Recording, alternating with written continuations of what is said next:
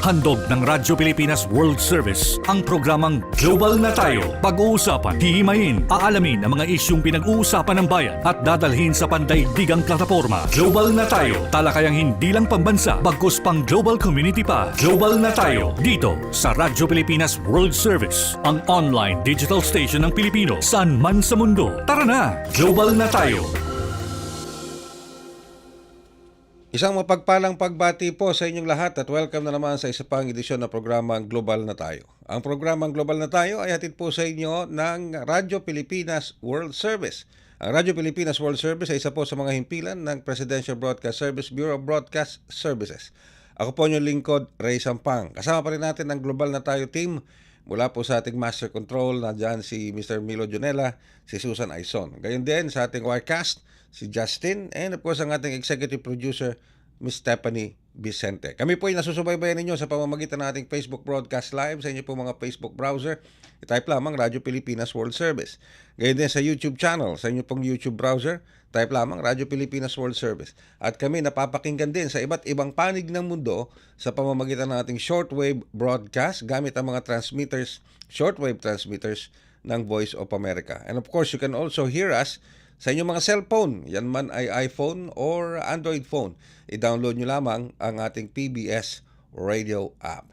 Kamusta na po kayo ngayong umagang ito, ngayong araw na ito? I hope you're all doing fine. Medyo iwas pa rin ho sana tayo, yung mga kababayan natin nandito sa loob ng bansa sa Pilipinas. Medyo iwas po tayo sa matinding init ng panahon. Kahapon dito sa Pilipinas nakapagtala, particular dito sa Manila, nakapagtala tayo ng nasa 43 degrees Celsius. Tinding init, mga bandang alauna between 1 to 2 p.m. yesterday. At medyo makakaranas pa rin ho tayo ng matinding lagay ng init ng panahon. So mag-ingat-ingat po tayo. No? Lalo-lalo na doon sa mga mayroong mga karamdaman, may mga comorbidities, yung ating mga senior citizens, yung may sakit sa puso, yung may vertigo. So mag-ingat-ingat po tayo. Yung, lalo na may mga high blood pressure. Mag-ingat po tayo. At lagi tayong uminom ng sapat na dami ng tubig. Yung clean water, hindi yung kung saan-saan lang. Yung mag-ingat kayo sa pagbili nyo ng mga sa malamig. Hindi nyo alam kung saan galing yung tubig na ginamit dyan at saka yung yelo na ginamit dyan. Baka mamaya magkaroon pa kayo ng tinatawag na mga gastrointestinal disease o sakit. Baka malid pa sa diarrhea, madidehydrate pa kayo. Mas maganda na po yung maski na bottled water lang na mineral or distilled, meron kayo laging dala, lalo na kung lagi kayo lalabas ng tahanan at may expose sa matinding init ng panahon. Okay? Paalala po yan dito sa ating programa, Global na Tayo, dito sa ating Pilang Radyo Pilipinas World Service. At para po sa araw na ito, mahalaga po ang ating pag-uusapan sapagkat yung House of Representatives naglabas na po. Nilabas na nila yung 11 miyembro na prosecution panel mula sa House of Representatives. Natatayong prosecutors sa impeachment trial ni Vice President Sara Duterte sa Senado once na magsimula na ang trial dyan sa Senado.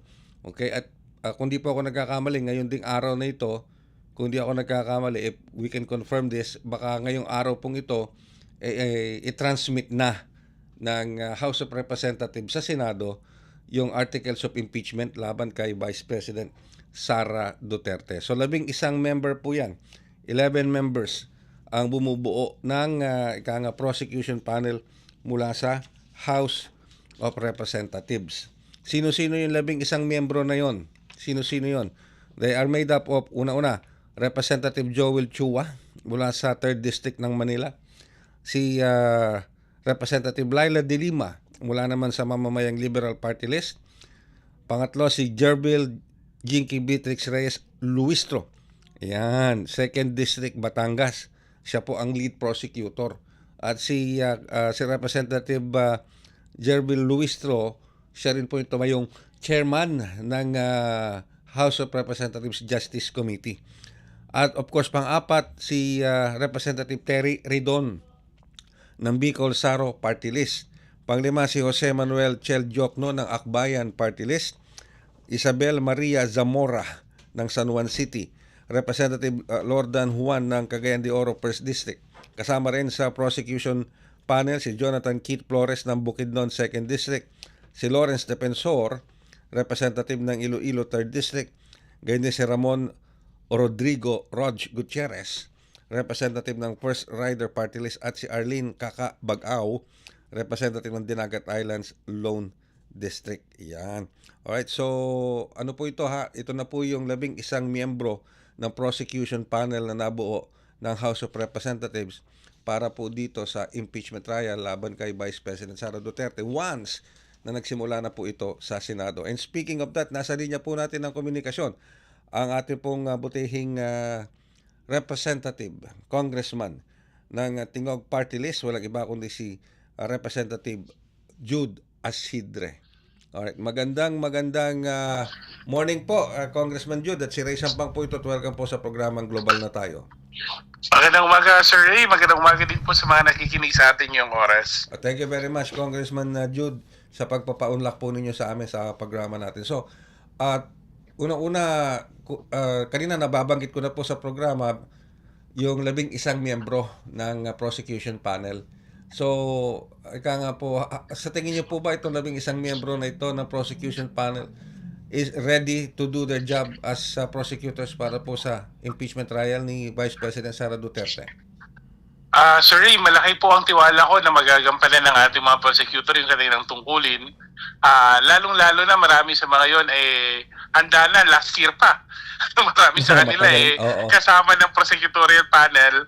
Dapat kung natuloy yung impeachment trial last year. Pero ngayon, nandito tayo sa pagkakataon na ito at malaki ang tiwala ko na ang mga abogado ng Kamara at ang ating mga prosecutor, lalo-lalo na dagdagan pa ni Congressman Sher Jokno. Alam naman natin isang batikang human rights lawyer at nandyan po ang ating dating Secretary of Justice, si Congresswoman Laila De Lima, magiging pulido po ang prosecution ng impeachment trial. Congressman Jude, so ibig po sabihin ito, yung impeachment articles na napagdesisyonan, napagbotohan sa Justice Committee, which you are also a part of, tapos nabigyan ng go signal ng House Plenary para iakyat sa Senado, ito na yung ilalatag na basihan ng impeachment laban kay Vice President Sara Duterte.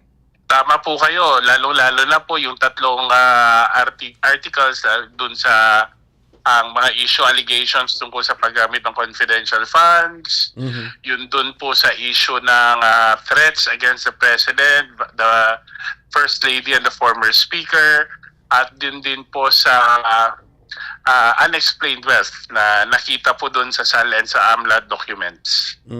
So, okay. So, pero sa tingin niyo po ba, at paano po ang magiging reception dito? Sa tingin niyo lang po, Representative Jude, ngayon kasi bago na yung majority sa Senado, bago na rin yung Senate President.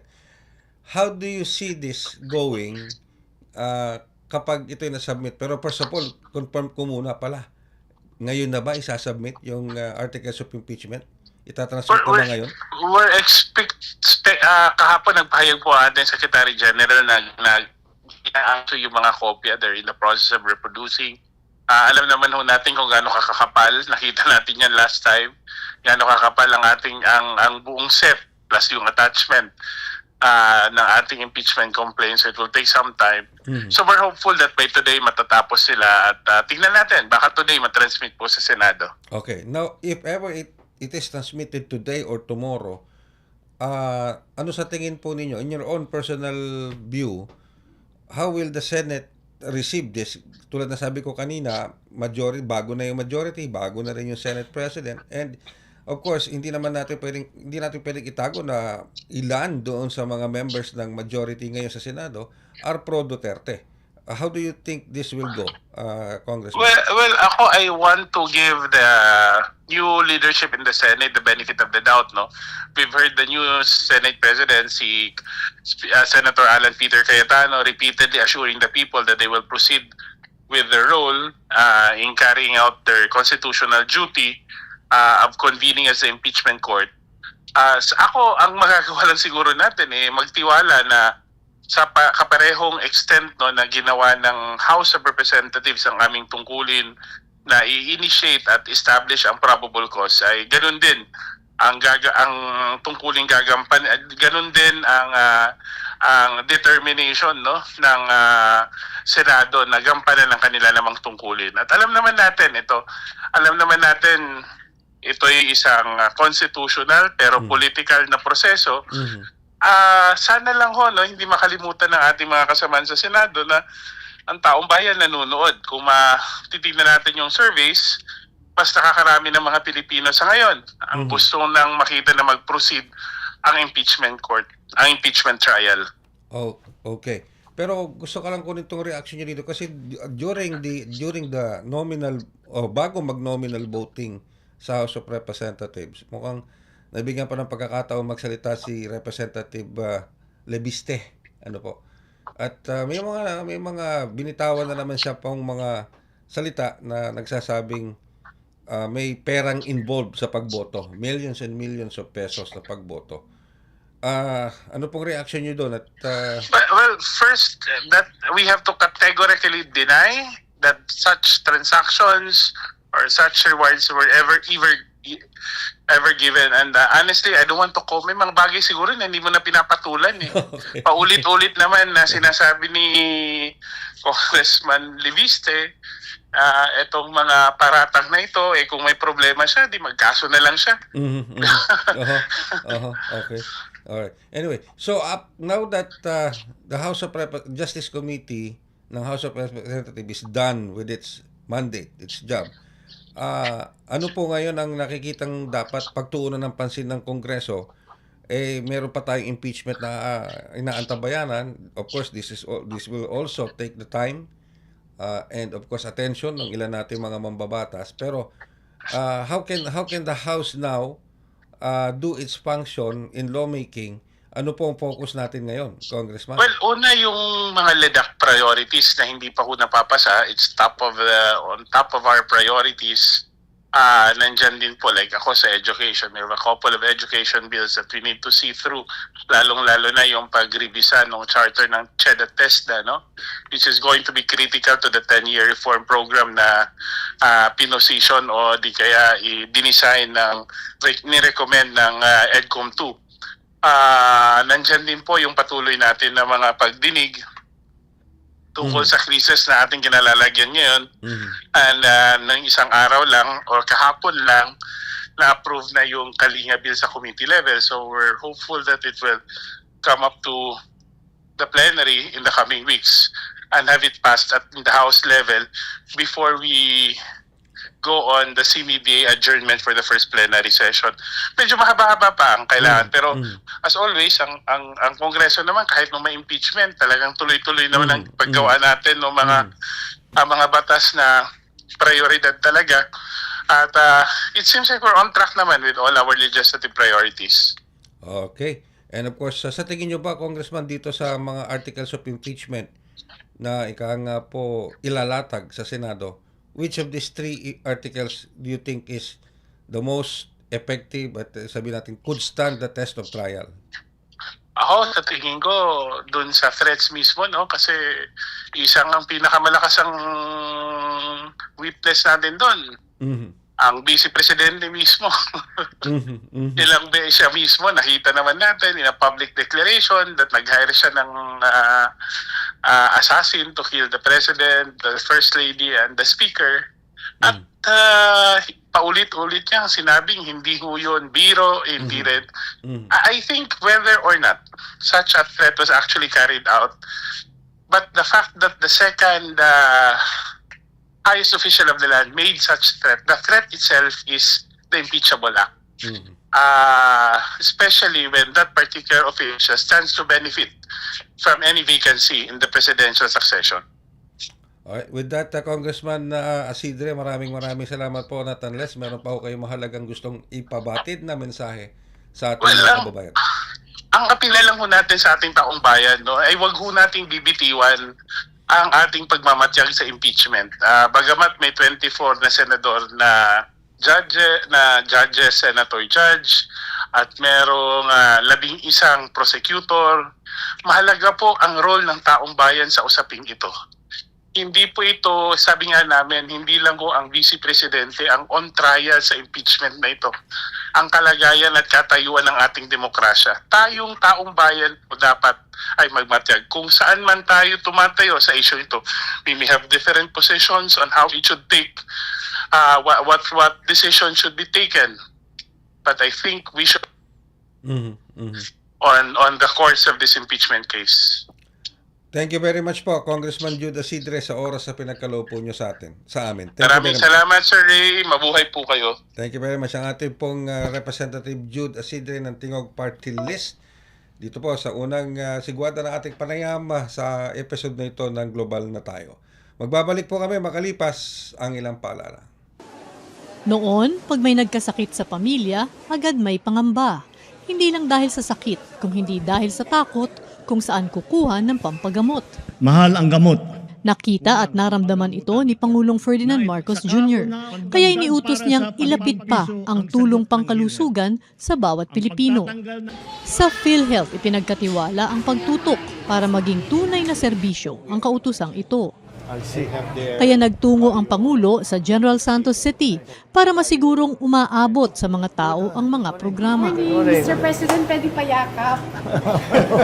Tulad ng Yakap program para sa agaran at libreng check-up, screening, x-ray at lab tests.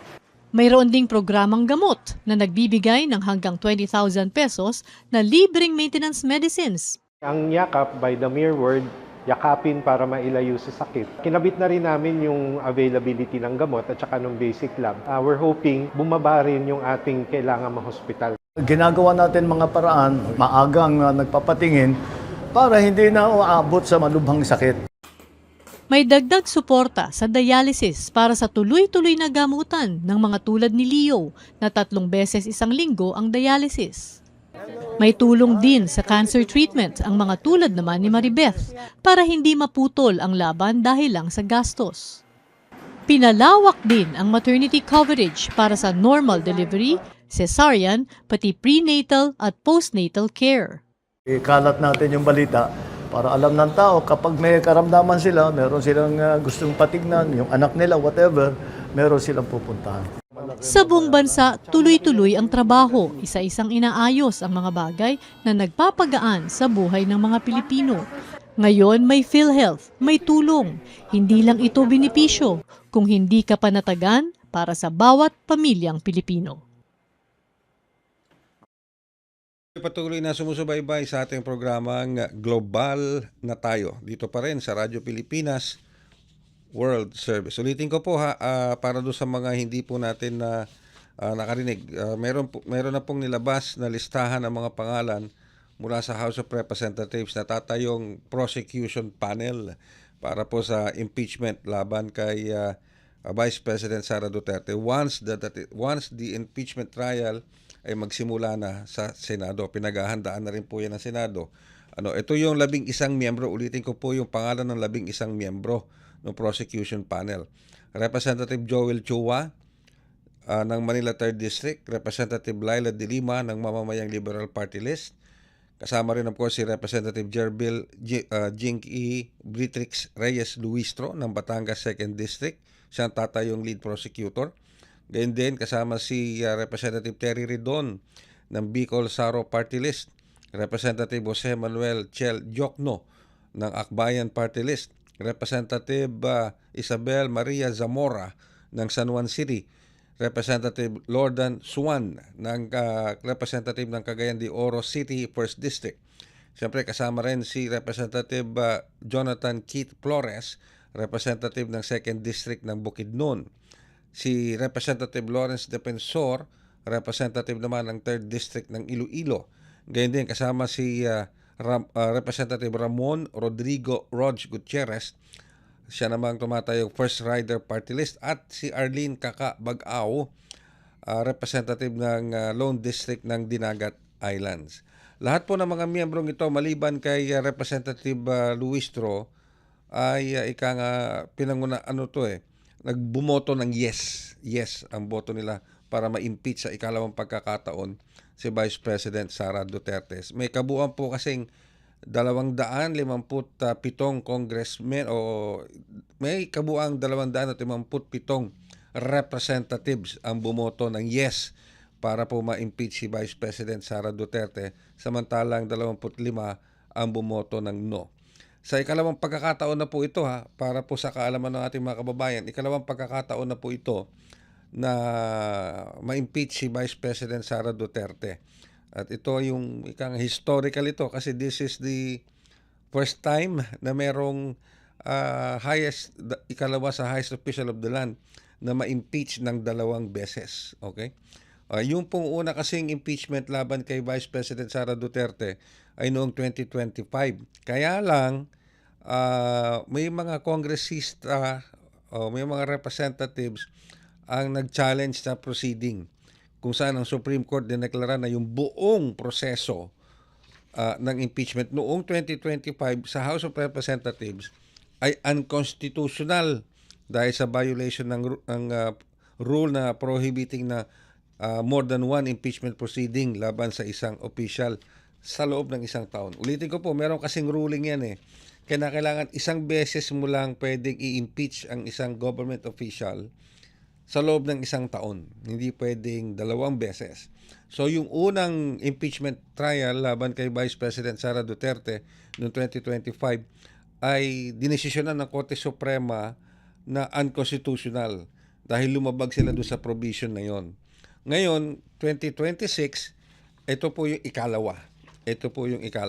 Alright? So, tingnan natin kung ano mangyari kasi kinakailangan i-submit muna yan Kinakailangan i-transmit muna yan ng House of Representatives yung articles of impeachment laban kay Vice President Sara Duterte sa Senado.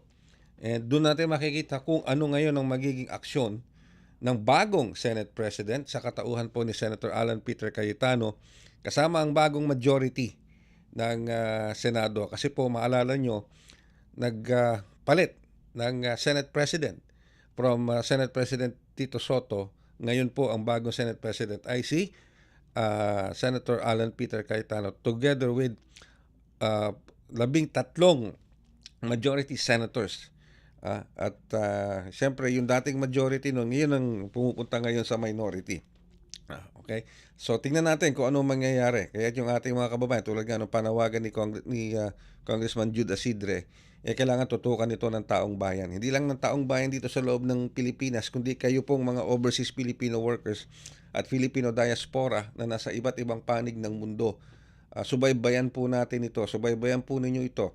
Sapagkat dapat po nyong marinig, dapat po nyong malaman kung ano yung prosesong gagawin at paano ito tatanggapin sa Senado at paano ito magsisimula at paano tatakbo ang trial na ito kung ito man ay sisimulan na sa Senado. Kasama niyo po ang Radyo Pilipinas World Service sa pagtutok sa mga kaganapang yan. Samantala, magbabalik po kami makalipas pa rin ang ilang paalala.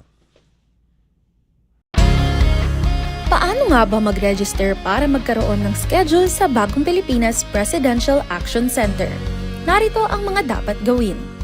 Gamit ang iyong mobile device, pumunta sa eGov.ph app. Pwede itong i-download mula sa Apple App Store o sa Google Play Store. Gumawa ng account. Ilagay ang email address, valid mobile number, pagkatapos ay makakatanggap ka ng one-time code sa iyong email. Gamitin ang code sa eGov app para sa verification ng iyong account at ng mga impormasyong ibinigay. Congratulations! Meron ka ng eGov.ph app account. Pwede mo na ma-access ang iba't ibang serbisyo ng gobyerno kabilang ang mga serbisyo sa Bagong Pilipinas Presidential Action Center. Mabilis ang trivia, dagdag talino. Heto na ang Dagling Kaalaman. Alam mo ba, kumakain daw ng sarili ang ating utak araw-araw? Ang prosesong ito ay tinatawag na phagocytosis, kung saan ang mga cells sa utak ay nililinis ang mga sirang bahagi o sobrang koneksyon para manatiling maayos ang takbo ng ating isip. Kapag natutulog tayo, mas aktibo pa ito na parang garbage collector ng utak na naglilinis ng mga basurang selula at lumang koneksyon. At sa proseso ng paglaki, lalo na sa adolescence, tinatanggal ng utak ang mga hindi na ginagamit na koneksyon para mas maging matalino, mas mahusay at mas handa tayo sa adult life. Kaya oo, kumakain ng sarili ang utak mo. Pero ginagawa niya ito para mas maging mahusay ka. Kaunting kaalaman na malaking dagdag talino. Abangan muli ang susunod na Dagling Kaalaman. Si Dingdong Dantes po ito. Quiz time muna tayo. Kapag lumindol ng malakas, ano ang dapat mong gawin? Letter A, makipagtulakan at tumakbo agad palabas ng building habang may malakas na lindol? Letter B, tuloy lang sa work. Opo, work po tayo. Opo, tuloy lang. Or letter C, mag-duck, cover and hold kung nasa loob ng matibay na bahay at hihintaying tumigil ang lindol bago lumabas ng building. Kung C ang sagot mo, good job. Duck, cover, hold muna para mailigtas ang sarili sa malakas na lindol. Hashtag panatag ang may alam. Maging panatag Pilipinas. Mas pinadali na ang government transactions sa tulong ng eGov.ph Super App. Pwedeng-pwede mo nang magawa ang lahat ng ito. I-download ang eGov app sa iyong smartphone o tablet mula sa App Store o Google Play Store. Pagkatapos, ilagay ang iyong mobile number at i-authenticate gamit ang one-time PIN o OTP para marehistro ang iyong account. Saka ilagay ang iyong mga pangunahing impormasyon at kumpletuhin ang facial recognition technology para sa verifikasyon ng iyong pagkakakilanlan. Para sa mas mabilis at mas maayos na serbisyong panggobyerno, gamitin na ang eGov.ph Super App. This is a public service announcement. Discipline is the key. Umiwas sa aksidente sa daan. Ang pagmamaneho ay may kaakibat na responsibilidad. Hindi basta mapaandar lang ang sasakyan. Kilatisin ang sarili, ang kahandaan sa manibela. Siguruhing inyong konsentrasyon ay hindi magagambala. Importante rin na ating laging isipin, init ng ulo ay huwag pairalin. Bagkus, kaligtasan ng lahat ang siyang dapat unahin. Isang mahalagang paalala mula sa Presidential Broadcast Service at Radyo Pilipinas, Radyo Publiko, 738. This is a public service announcement. Public service announcement From PBS, Presidential Broadcast Service at Radyo Pilipinas, Radyo Publiko, 738. Alright, kayo po ay patuloy na sumusubaybay sa ating programang Global na Tayo dito pa rin sa Radyo Pilipinas World Service. Ako pa rin po inyong lingkod, Ray Sampang. Sa ikalawang bahagi ng ating programa, tututukan naman natin ngayon itong sa Senado. Sa Senado pa rin tayo. Ito po naman ay may kaugnayan dito kay Senator Ronald Bato de la Rosa. Sapagkat alam naman po natin na meron na pong inisyong warrant of arrest ang International Criminal Court o ICC kay Senator Bato de la Rosa. So ngayon si Senator de la Rosa ay nasa Senado at hindi siya lumalabas ng Senate building. Dahil there's a big chance na kapag lumabas siya out of the premises of the Senate building o Senate premises, baka mahuli na po siya at madala na siya sa ICC kung saan nandoon si dating Pangulong Rodrigo Roa Duterte. Pero nananawagan o umapila si Senator Bato de la Rosa kay Pangulong Ferdinand Marcos Jr. Ang apela niya ay huwag siyang hayaang maisuko sa International Criminal Court o sa mga dayuhang korte. Sapagkat sinasabi po ni Senator de la Rosa na siya ay isang Pilipino at dapat ayon sa kanya ay pangalagaan siya ng gobyerno o ng pamahalaan bilang isang Pilipino at huwag basta-basta ibigay sa kamay ng mga dayuhang korte. Okay? Yun po yung panawagan ni Senator de la Rosa. At sinasabi ni Senator de la Rosa, hindi lang naman para sa kanya yung panawagan na yon o yung apela na yon, kundi para sa lahat ng mga Pilipinong maaring malagay sa ganitong klase ng sitwasyon.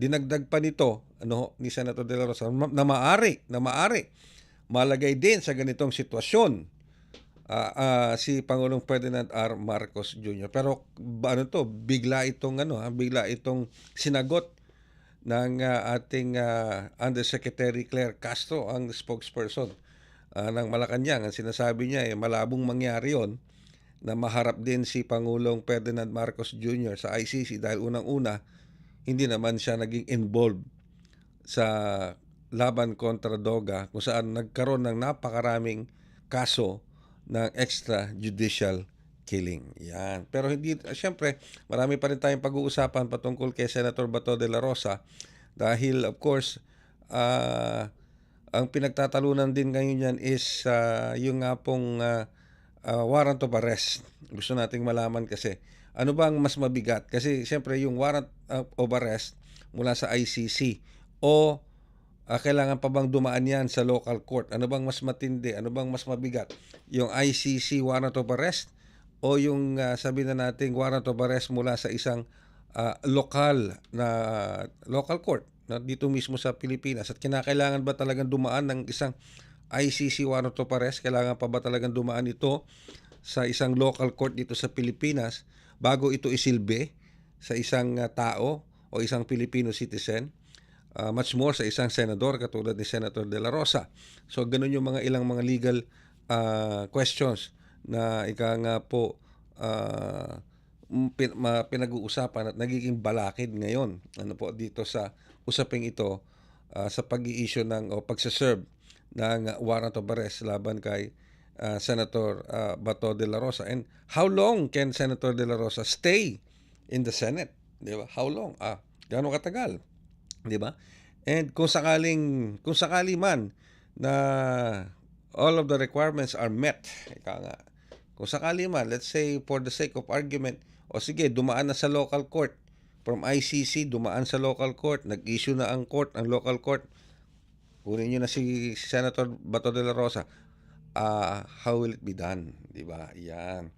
Yun ang maraming mga katanungan na dapat nating malaman at masagot. Actually, sa totoo lang, yung pong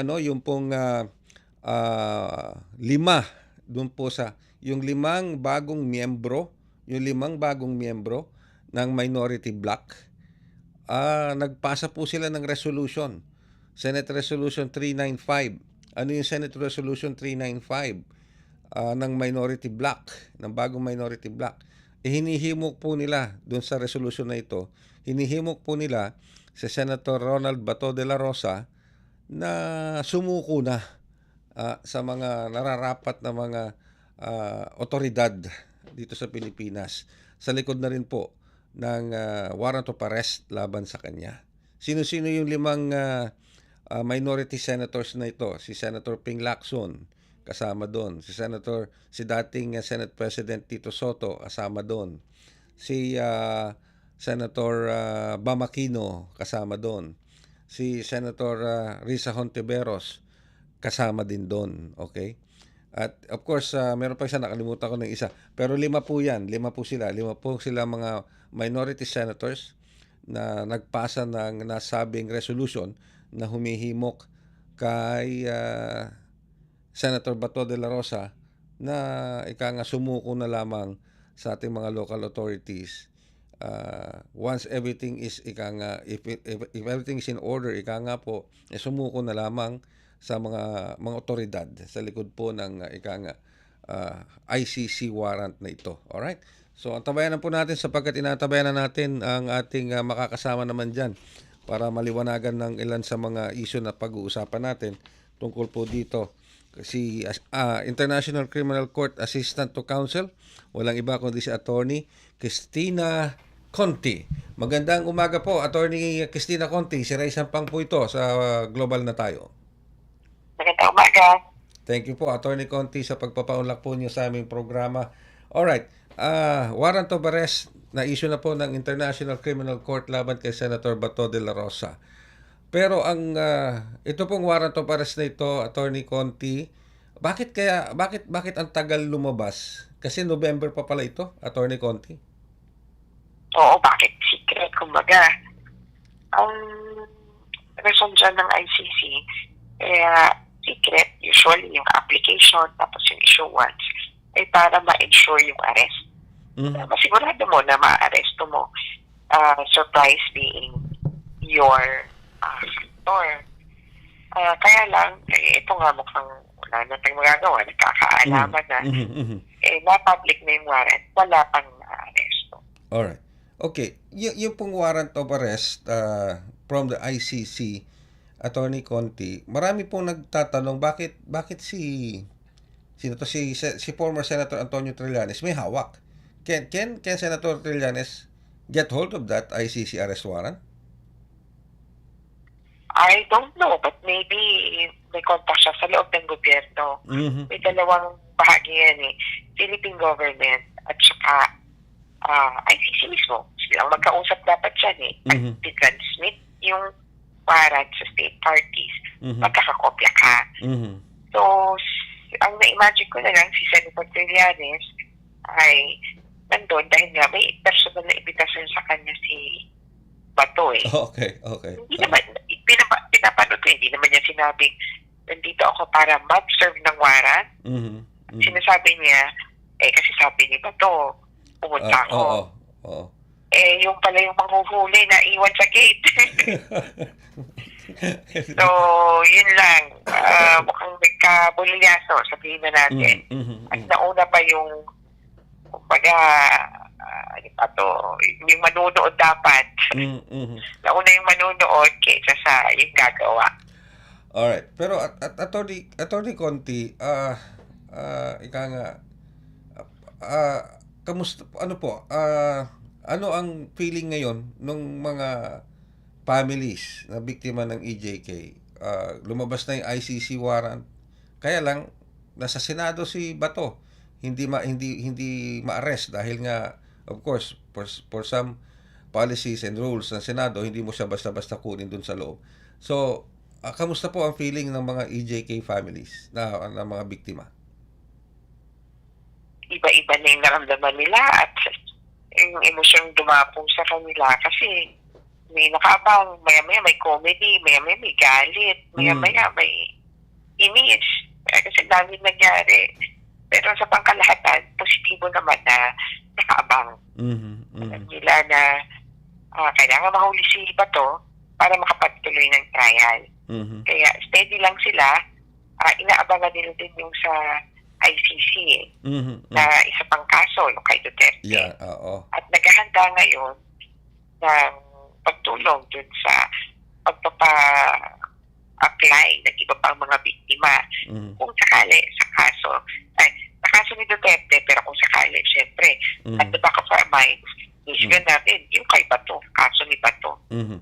Now, before I go to yung kay dating Pangulong Rodrigo Roa Duterte, may bago ng lead counsel ngayon. Itong si former President Rodrigo Duterte, replacing Kaufman.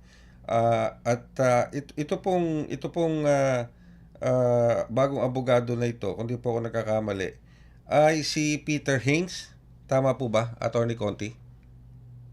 Peter Haynes. Opo. King's counsel, meaning abogado siya sa nasasakupan ng ni King Charles. So, anong buong pangalan niya? Peter? Tama po ba? Peter. Peter. Kasi may Casey. Ano lang yun? Parang yun yung attorney nila. Okay. Alright. So, Peter Haynes, Casey. Pero ang pangalan niya talaga, Peter. So, anong reaction niyo dito? How do you feel this bagong lead counsel na ito? Will this make a difference? Wala naman. Wala din naman kami na-affect. Maski nung atras si Nicholas Kaufman, sinabi na namin na karapatan naman nila yan, so nakaabang lang kami. Ang worry lang talaga namin yung dun sa schedule. Pero ayon sa commitment, Nicholas Kaufman, sa May 27 na hearing, sisipot na yung bagong abogado. Itong hearing kasi na ito ay crucial. Ito ang first batch conference ng kaso ni Duterte. Pagtatanungan dun kailan niyo ba tingin pwedeng magsimula ang trial? Nakakakaba kung yung bagong abogado ang sabihin lang ay sa 2038 na tayo kasi magbabasa pa ako ng ebidensya. Gano'n.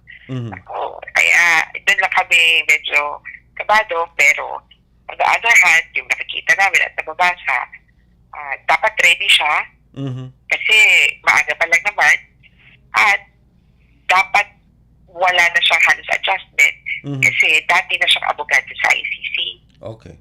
So do you see this kung sakaling magkatotoo po yung ika nga nakikita niyo yung senaryo na yon na maghihingi siya ng karagdagang panahon para pag-aralan yung kaso. This is a delaying tactic on the part of the defense panel.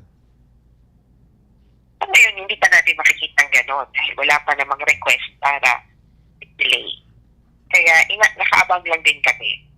Kung sakasakali naman din na magpalit ng abogado, wala namang problema yun lang, wala lang dapat epekto dun sa pangkalahatan. Kaya sa ngayon, wala pa namang indikasyon na delaying tactic per se ang ginawa nila. Okay. Now, going back dito po sa Pilipinas, Attorney Conti, well, inaantabayanan na rin. Mukhang sinabi ni former Senator Trillanes na ang susunod daw na lalabas na ICC warrant ay laban kay Senator Bongo at saka kay dating PNP Chief Albayalde. Ano pong reaction nyo dyan, Attorney Conti? The more, the merrier. Sa amin, talagang gusto namin na lahat mapanagot. Pero alam namin na may hangganan kasi yung sa ICC. Kaya kung lahat na pati saklaw ng mga police, chief of police, sa level ng saan nga ba ito? Sana police station. Tingin namin, hindi aabot dyan sa ICC. Kaya, paintindihan pa rin ng kahilingan namin na pag sinabing lahat ng sangkot dapat managot, lahat talaga. Kaya para po sa mga katulad ni Lito Patay, police station chief ng PX6 or 13 ba sa Payata sa UCPD nung kasagsagan ng war on drugs, hindi yun naabot. Hindi siya makakarating sa ICC or hindi siya makasaklaw ng ICC. Bakit ko nga ba naman sinabi? Kasi pwede naman siya maging witness, naman. Pero hindi siya masasaklaw na isa siya sa mga akusado doon. Siyempre, interesado ang mga biktima na may panagot din talaga siya. Alright. At yung iba pang nasasabihin na natin at sa baba. Pero as far as the families of the victims ng EJK, hanggat maaari, lahat ng sangkot dapat ma-issuehan ng warrant of arrest at humarap sa trial. Oo, sa totoo, iba-iba din siyempre ng level. Hindi pa nga, okay na ako kay detective, parang symbolic. Pero kalakhan, hindi sa punto ng parang an eye for an eye. Pero yung nakikita kasi nila, dapat yung nag-utos at yung nautusan, managot pareho. Yeah, alright. Well, that is, antabayanan. Kung sakasakaling, di ba? Oo, yung iniisip na namin, it's just fair. Hindi yung magpaparaya yung isa kasi meron na namang nakasala. Fairness dictates that everybody who is involved should be at least taken to a tribunal, malaman kung anong nangyari. Yun yung problema rin natin sa corruption, di ba? Yes. Parang feeling natin, napanagot na yung taas, okay na yan. Inabawi ng ilang... Yes. Oo. Opo. Alright. Well, Attorney Conti siguro, or gusto ko mang pahabain itong ating usapan but we're running out of material time. Siguro ganito na lang. Kung makakaharap po ninyo si Senator Bato de la Rosa ngayong araw na ito, anong gusto nyo sabihin sa kanya? Anong mensahe nyo sa kanya? Sumuko na po siya so that he can make the day of all thousands of victims of the war on drugs. With that, Attorney Conti, maraming salamat po sa oras na pinagkaloob nyo sa amin. Thank you very much po, Attorney Conti. Alright, yan po ang ating International Criminal Court Assistant to Counsel, Attorney Cristina Conti, at pinag-usapan po natin yung issue ng arrest warrant na inisyu ng International Criminal Court laban dito kay Senator Ronald Bato de la Rosa na like I said kasalukuyan pong nasa Senado ngayon. Okay? At wala pang balak na lumabas ng Senado dahil nga po dito sa ICC arrest warrant. Okay? At hinihintay pa nila yung meron silang final na temporary restraining order. Okay, para po madaan sa para sa kanila sa tamang proseso yung pag-i-issue ng arrest warrant na ayon po sa legal team ni Senator De La Rosa kinakailangan dumaan muna sa local courts. Okay, para hindi daw po ayon sa legal team ng senador para hindi naman malabag yung sobereintiya ng ating bansa. Yun ang panig po ng defense team o ng legal team ni Senator Bato de la Rosa. Ulitin ko nanawagan ang 5 na senators na kabilang ngayon sa minority bloc ng Senado na nagpasa nga sila ng resolution kung saan itong resolution na ito ay humihimok kay Senator de la Rosa na kung all of the legal means are exhausted, sumuko na lang po siya sa mga otoridad sa likod nitong warrant of arrest mula sa International Criminal Court at i-avail lahat ng mga legal remedies na kayang ibigay lalong-lalo na dito po sa loob ng ating bansa. Okay? And of course, ulitin ko po magba-backtrack lang ako. Lumabas na po yung 11 miyembro ng prosecution panel na binuo ng House of Representatives na tatayong prosecutors sa impeachment trial ni Vice President Sara Duterte once na magsimula na po ang impeachment trial sa Senado. Hindi as we speak now, hindi pa natatransmit yung articles of impeachment sa Senado, pero according to Congressman Jude Asidre na nakapanayam natin kanina, it could be transmitted today. Like I repeat, it could be maaring maitransmit today or tomorrow. Okay, today or tomorrow yung articles of impeachment. Now, once na mag-start na po yung articles of impeachment, once na ma-receive na yung articles of impeachment sa Senado, yun na yung malaking katanungan ngayon ng ating mga kababayan. How will the Senate now act on the articles of impeachment? May bago na po tayong Senate President sa katauhan ni Senator Alan Peter Cayetano, and of course dun sa bagong majority bloc. At alam naman po natin, hindi naman po lingid at hindi naman tinatago yan ng majority bloc na merong mga senador doon na talagang identified at sumusuporta kay dating Pangulong Rodrigo Duterte at kay Vice President Sara Duterte. So, yun ang nagiging malaking katanungan ngayon ng taong bayan.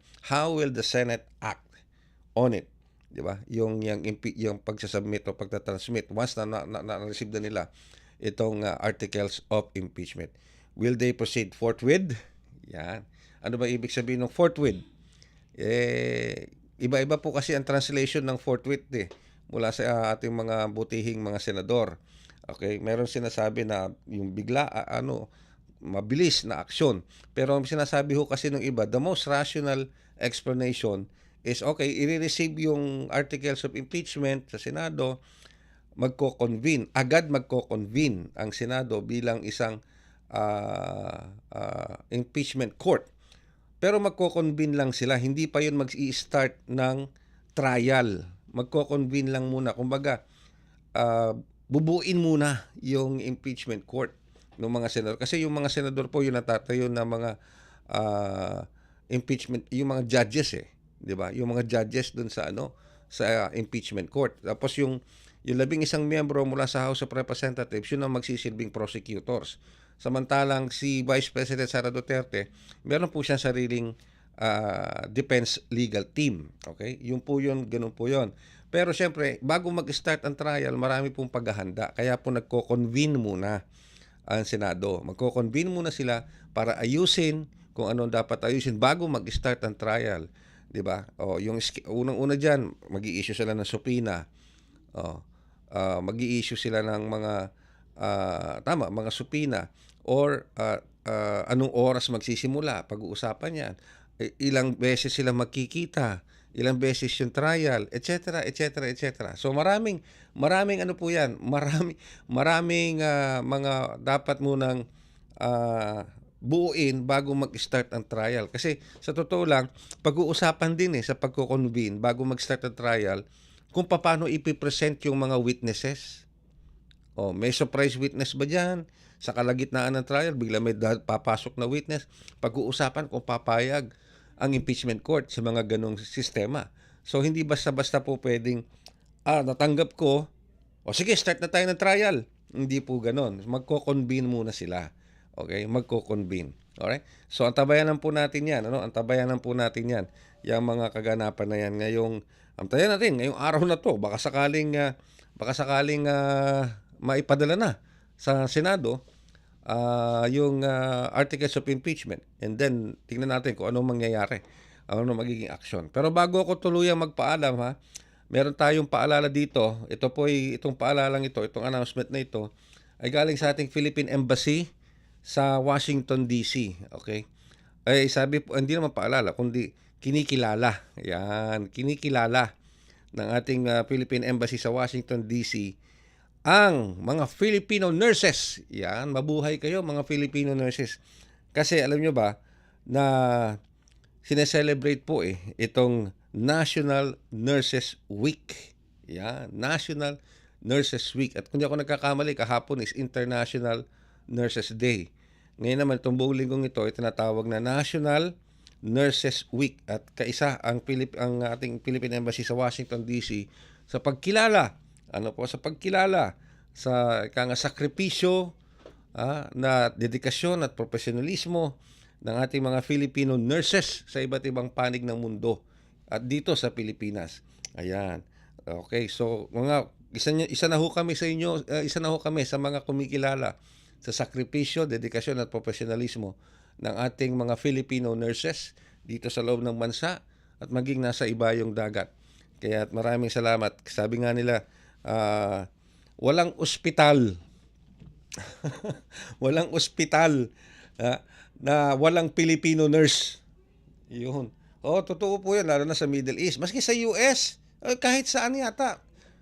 Pag lalo na yung mga hospital sa abroad, sa US, sa Europe, sa Middle East, saan pa? Mas nga, meron pa nga, minsan sa Africa, meron din So, ibig sabihin, kahit saan, maraming nurses, okay, na Pilipino, at kinikilala ang mga Filipino nurses sa iba't ibang panig ng mundo dahil sa kanilang dedikasyon, sa kanilang serbisyo, sa kanilang compassion, sa kanilang profesionalismo na ibinibigay na serbisyo. So, saludo kami sa mga Filipino nurses natin, mga palalaki, mga pababae, di ba?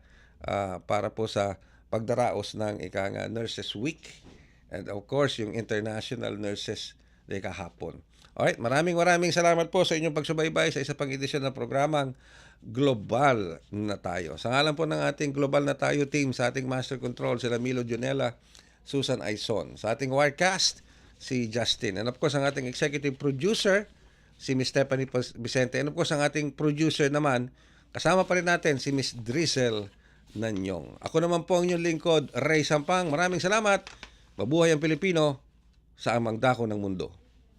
Handog ng Radyo Pilipinas World Service ang programang Global na Tayo. Pag-uusapan, hihimayin, aalamin ang mga isyung pinag-uusapan ng bayan at dadalhin sa pandaigdigang plataforma. Global na Tayo, talakayang hindi lang pambansa, bagkus pang global community pa. Global na Tayo, dito sa Radyo Pilipinas World Service, ang online digital station ng Pilipino saan man sa mundo. Tara na! Global na Tayo!